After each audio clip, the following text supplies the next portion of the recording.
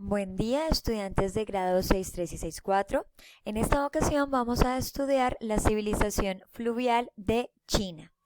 Con esta ya entonces cerraríamos nuestro ciclo de civilizaciones fluviales que han pasado por Mesopotamia con los ríos Tigris y Éufrates, Egipto con el río Nilo, India con el río Indo y el río Ganges, y en esta ocasión iniciaremos entonces con la China antigua, que está unida al río Amarillo y al río Azul. Estos dos ríos reciben nombres también en el idioma originario. Son el río Yangtze-Kiang azul y el río Huanghe amarillo. Se dice que en los inicios de los primeros reinos chinos se construían canales desde estos dos ríos hasta los cultivos y sistemas de riego que eran muy elaborados y por lo que se caracteriza mucho al imperio chino de esa época. Se dice entonces que inició con un pequeño reino cerca al río y luego se empezó a extender hasta formar el gran imperio de China. El gobierno en este territorio se basa en dinastías. ¿Qué son dinastías? Son grupos de familia que gobernaban el territorio como monarquías, es decir, como reyes. Ellos pasaban el poder de generación en generación. Si una persona era el emperador o el rey, pasaba el poder al morir a sus hijos o a sus descendientes más cercanos. En China hay tres dinastías o hubo tres dinastías principales.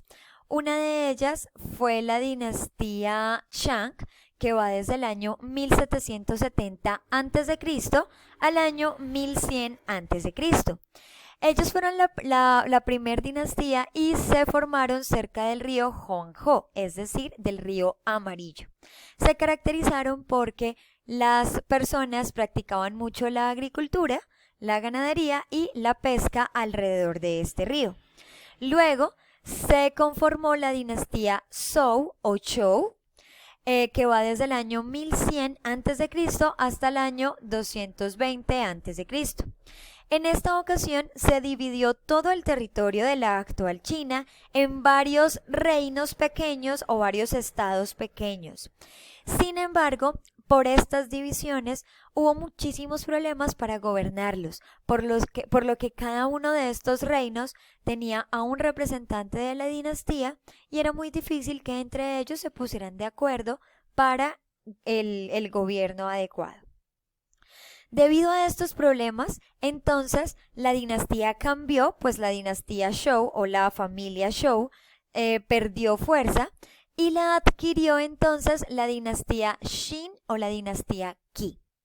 Este va desde el año 221 al año 206 a.C. Se dice entonces que ellos unificaron todos los reinos que estaban esparcidos por toda China bajo un solo imperio. A partir de este momento ya no era reino como tal, sino imperio, por lo que eran varios territorios reunidos en uno solo. Aquí es cuando se inicia la primera fase de construcción de la Gran Muralla China, que es considerada una de las maravillas del mundo. ¿Para qué era esta muralla china? Para defenderse de las invasiones de otros países o de otros pueblos.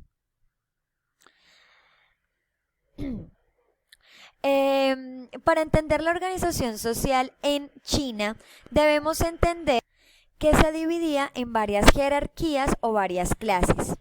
En la zona más alta, en lo más alto del poder, estaba el emperador.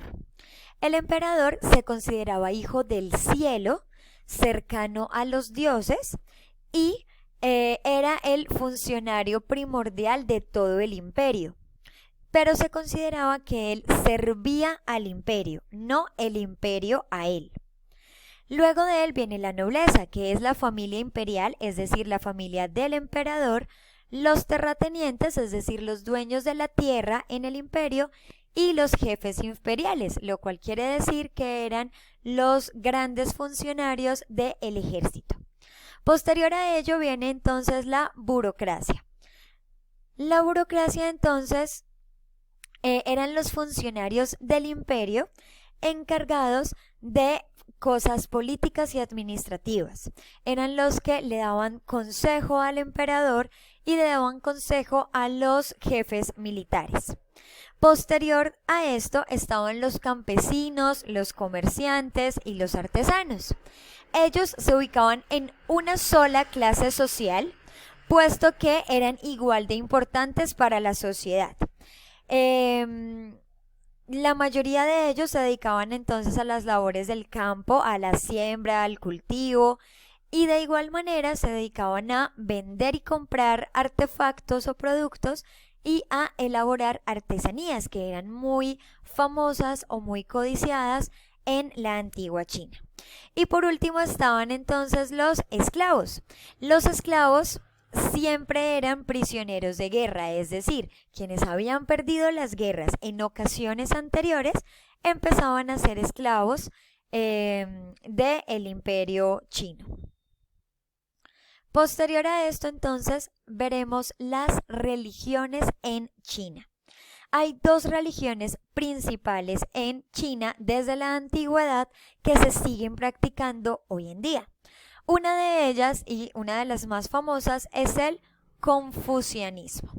El confucianismo se caracteriza porque ellos buscan que la conducta de los seres humanos en las cuestiones políticas, sociales, económicas, sean siempre buscando el bien para los demás y son dando ejemplo a los demás.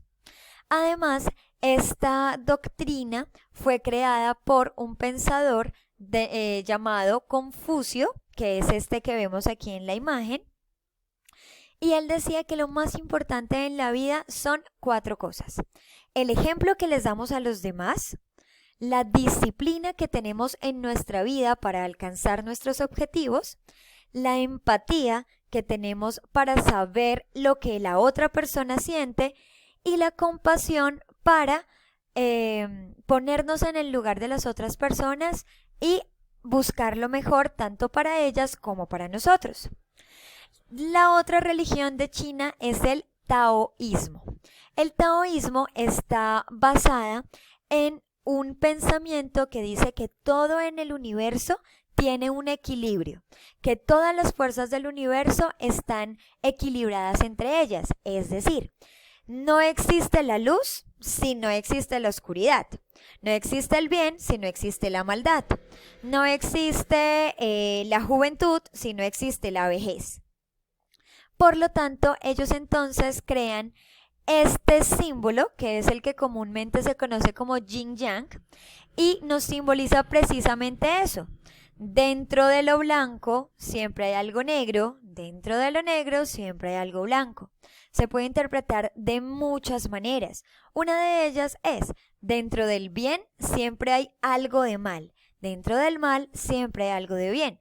Por más que nosotros tengamos intenciones buenas con algún acto, si ese acto tiene una cosita que es negativa para alguien más, entonces guarda esa armonía que tiene la vida. Y lo que nos dice el taoísmo es que esta armonía se guarda, se alcanza mediante la meditación, que es lo que hacen en China. Siempre están así, meditando, calmados, buscando su armonía. Bien, muchas gracias por su atención. Espero que haya sido de ayuda esta información. Cualquier pregunta que tengan, estaré disponible vía WhatsApp o en las clases de Zoom. Gracias.